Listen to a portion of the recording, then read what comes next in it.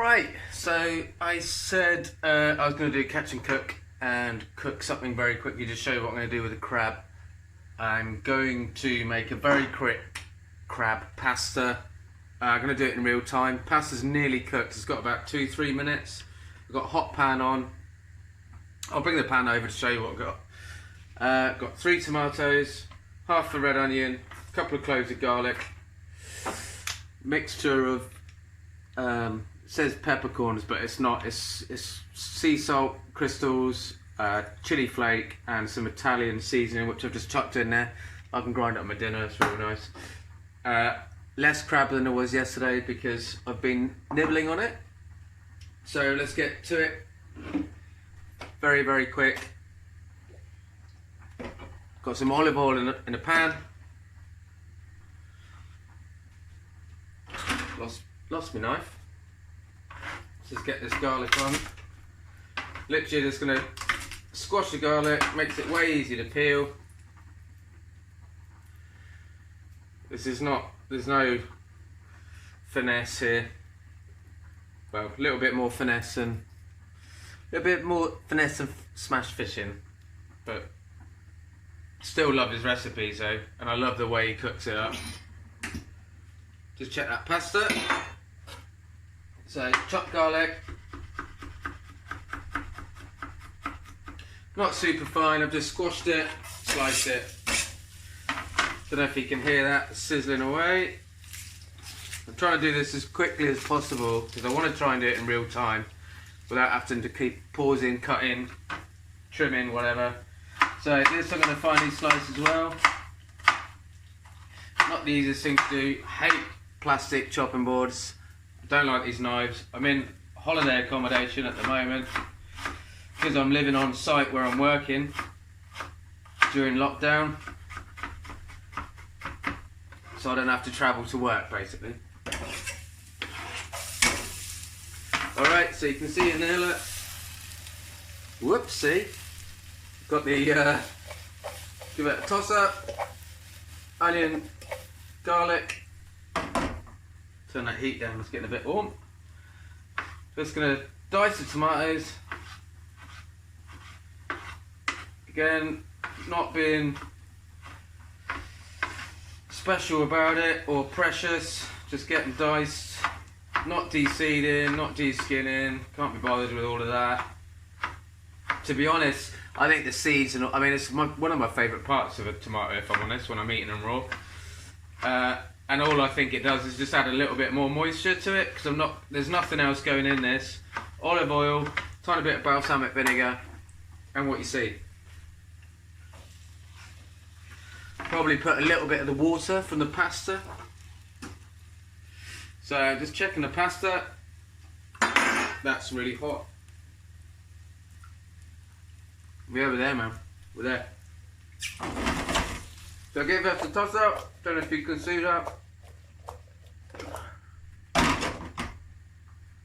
Gonna whack some of the chili, salt, mixed herb combo in there.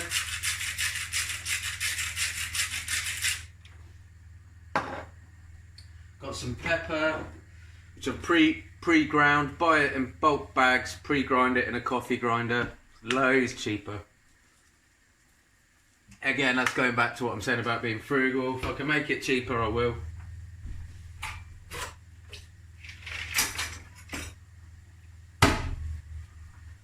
So, drain the pasta.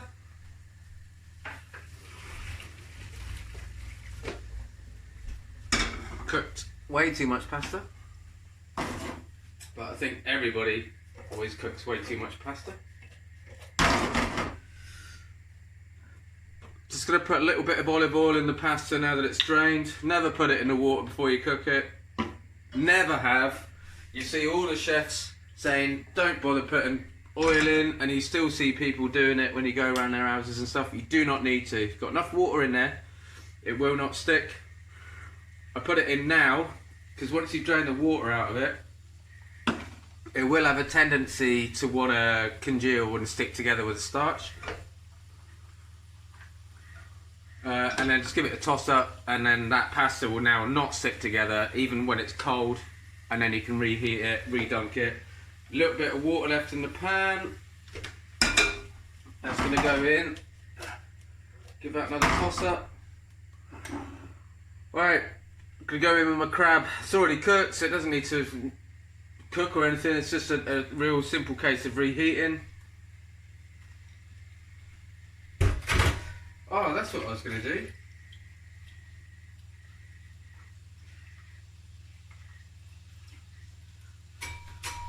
Found some Jack by the Hedge, which I didn't know what Jack by the Hedge was until Hayes Outdoors said about it. It's also called mustard garlic. I didn't find it tasted of mustard or garlic, but I chucked that in. Bit of free green, bit of free herb. Again, toss that up. I don't know if you can see. It's all nice and mixed. That green's going to wilt down. I'll put that pasta straight in there, and basically we're done. So let's bring that over here so you can see what I'm doing. I'm not going to put all this pasta in because there's loads, but I'm going to put enough in, and I'll probably use the pasta for something else tomorrow. Again, reuse, never leave this. I tell you what, I never throw any food away. If I overcook stuff, I eat it the following day. And that's it. You can see it there, all good. Splash of balsamic vinegar. Another splash of chili salt, because I do like it a lot. Another little toss up in the pan. See that?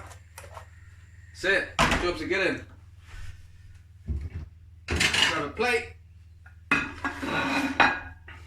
Right, so I've tried to make this as quick as possible so you can see I've got no tongs here again because I've got hardly any stuff. And that is my version of a very big plate. Tell you what I will do. Chili oil. If you're into chilies, you like spicy food, chili oil. Nice drizzle of that.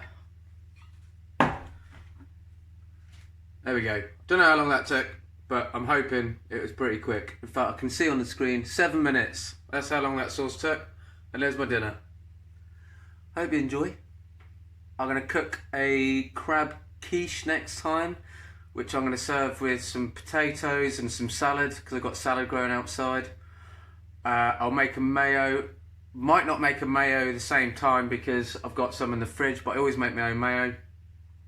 No faffing, stick blender, £7, Asda, makes perfect mayo every time. You don't need a liquidizer, you don't need all this slow drizzle ball stuff. It's really not necessary, and I'll show you how to do that at some point. Dogfish is in the freezer because I ain't got time to cook it. I'm going to make a curry. There we go. Anyway, cheers. Thanks again. Bye.